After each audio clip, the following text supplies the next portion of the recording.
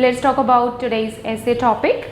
So the topic which I'm going to discuss today is parents should encourage their children to spend less time studying. So parents, they should encourage whom? They should encourage their children to spend less time studying and spend more time doing physical activities. To what extent do you agree or disagree? Okay, so basically the statement is asking you that what parents should do. Parents should motivate their offspring to spend more time doing physical activities. So doing physical activity includes all the play games. Might be they are exercising, going for walking, going for jogging, and might be like taking participation in different team games like basketball, cricket, anything. So all these activities are related to physical activities. So parents, they should encourage spending more time doing physical activities and less in studying.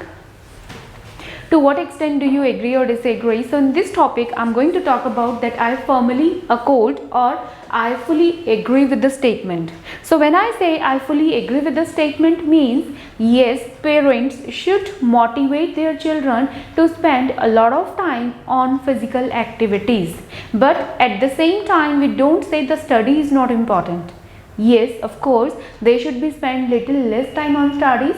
Why they should spend less time on studies and more on physical activities? This is what I have discussed over here. But make sure what I have done is I have made a connection between physical activities and studies.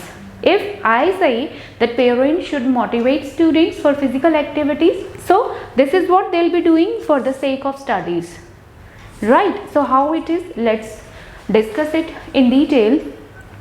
So the first point, just in agree that yes, more physical activity should be there. So the first I have taken is several studies have proved an old saying. An old saying means whatever, like a statement that has been popular since ages. So the statement is healthy mind lives in a healthy body. So this is what everybody accepts. There is no denying to the fact. There is no iota of doubt that yes, healthy mind lives in a healthy body. Okay, so by the time person is not physically healthy, the person will not be having a healthy and sound mind. And if we talk about yes, for studies, what all do we need for studies? We need healthy mind. And from where we can get healthy mind? By having a healthy body first.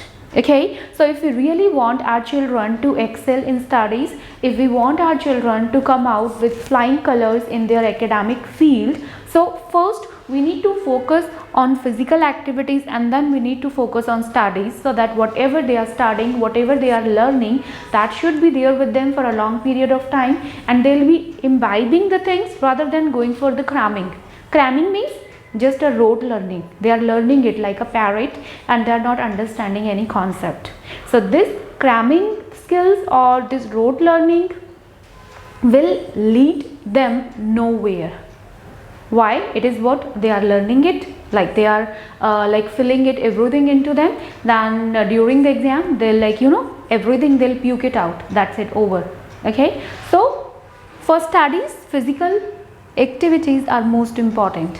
So healthy mind lives in a healthy body. Regular exercise boosts brain power of youngsters. So when they exercise regularly, the supply towards their brain, the blood supply towards their brain accelerates, it increases, and because of that they'll be having an amazing brain power, which eventually develop cognitive skills. Cognitive skills means intelligence. They'll become more intelligent.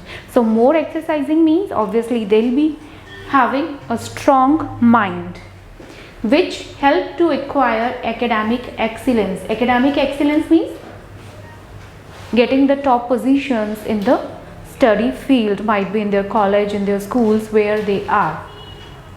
So when parents are motivating youngsters for exercising, why they are motivating? It's all because they can focus on their studies nicely as well. Okay, so this is how I have made a connection between physical activities and studying. If I say physical activity, doesn't mean that they should ignore their study. Right, they need to focus on their studies, but smartly, in a smart manner. The second is constant studies. Constant means regular, without a break, or non-stop. So for non-stop, I am using another word, that is constant and incessant. INCESSANT. Incessant means non-stop. So if students are studying continuously without taking a break, even for hours, parents obviously they might feel satisfied, they might feel happy that how sincere our child is, how studious our child is. But actually that is all a myth. Why? Whatever they are learning, that's not actually going into their mind. It's just reading and they are wasting their time. They are killing their time learning nothing. Okay, so this is what we are going to point out over here. So the constant or incessant or non-stop studies reduce the grasping power of learning. Grasping power of learning means whatever they are learning for hours, they might not understand anything. They are just reading it out for the sake of doing. Might be that they have been motivated to spend a lot of time on studies. Might be just like they get afraid of their parents, so that's why they are studying, but they are studying, learning nothing. Okay. So this reduces the grasping power of the learners, affecting adversely. Adversely means negative. Okay, so if they are not imbibing anything basically, so it put a negative effect on their learning abilities. They won't be learning. This is what we discussed. So in order to inculcate study related concepts efficaciously, inculcate means imbibing. When we want students to learn means we are teaching, imbibing. Okay, so imbibe or inculcate study related concept efficaciously. Efficaciously means usefully. So whatever I am learning, I can keep it in my mind, I can understand the concept, and wherever there is a need, I can apply it. So if we really want student to go for that, physical activities are incumbent. Incumbent means essential, necessary. Okay. So how we are correlating these physical activities to studies? Both of the things are important.